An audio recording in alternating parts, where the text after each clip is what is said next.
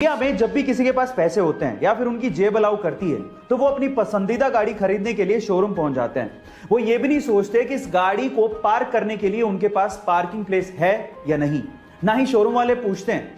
लेकिन ये इंडिया में होता है, जापान में नहीं। गाइस, जापान में अगर आपको गाड़ी खरीदनी है तो आपको पहले स्थानीय पुलिस स्टेशन पहुंचकर पार्किंग के दस्तावेज जमा कराने पड़ेंगे।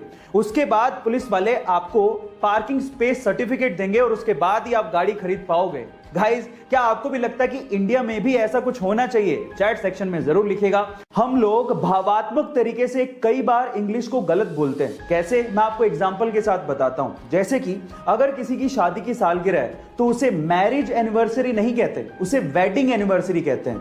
इसी तरह से अगर आप किसी चीज को फिर से इस्तेमाल कर रहे हो तो उसे सेकेंड हैंड नहीं कहते, उसे यूज्ड कहते हैं। इसी तरह से अगर कोई मर जाता है तो उसे डाइड नहीं कहते, उसे पास्ड अवे कहते हैं।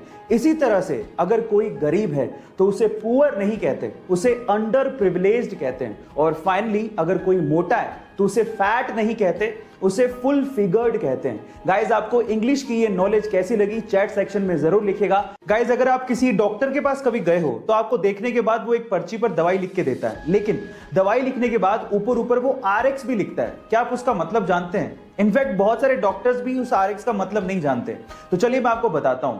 देखिए, एक्चुअली RX में R का मतलब है रेसिपियर, मतलब लेना, दवाई लेने के लिए बोला जा रहा है। और साथ ही साथ मिस्र में एक देवता है होरस, जिनकी आंख RX के जैसे दिखती है और उसे अच्छे स्वास्थ्य का प्रतीक माना जाता है। तो ओवरऑल अगर RX लिखा है तो उसका मतलब यह है कि दवाई लो और साथ में प्रभु का नाम लो, आप ठीक हो जाओगे। गाइस, आपको RX का ये मतलब सुन के कैसा लगा चैट सेक्शन में जरूर लिखिएगा।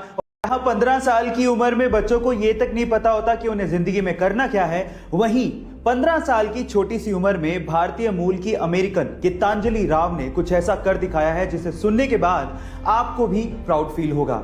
गाइस, इस छोटी सी बच्ची ने पूरी ही दुनिया के 5000 स्मार्ट किड्स को पीछे छोड़ते हुए टाइम्स मैगजीन का first ever kid of the year खिताब अपने नाम कर लिया है। इतना ही नहीं, इस बच्ची ने टाइम्स मैगजीन के कवर पेज पे अपनी जगह बनाई है और इस सुपर किड का इंटरव्यू खुद हॉलीवुड अभिनेत्री एंजेलिना जोली ने लिया है। गाइस, इतनी छोटी सी उम्र में ये बच्ची एक साइंटिस्ट और एक इन्वेंटर है और इसने हाल ही में एक ऐप डेवलप किया है जो आपको साइबर बुलिंग से बचाता है। सो गाइस, इस सुपर किड के लिए एक हार्ट तो बनता है। ऐसी बहुत सारी चीजें हैं जो कि इंडिया ने ही पूरी दुनिया को दी हैं और हम में से बहुत सारे इंडियंस उनके बारे में जानते तक नहीं हैं, और उसमें से एक है स्टील। जी हां गाइस, स्टील इंडिया ने ही दुनिया को दिया। इनफैक्ट 326 BC से इंडिया में स्टील का उत्पादन और इस्तेमाल होते आया है। क्या है स्टील? एक्चुअली आयरन की स्ट्रेंथ को बढ़ाने के लिए हॉट लिक्विड आयरन के अंदर चारकोल को मिलाया जाता है और इस पे कोरोजन ना हो उसके लिए 11% क्रोमियम मिलाया जाता है, जिससे स्टेनलेस स्टील बनाया जाता है। और स्टेनलेस स्टील से आज हम लोग बड़े बड़े इंफ्रास्ट्रक्चर खड़े भी कर रहे हैं।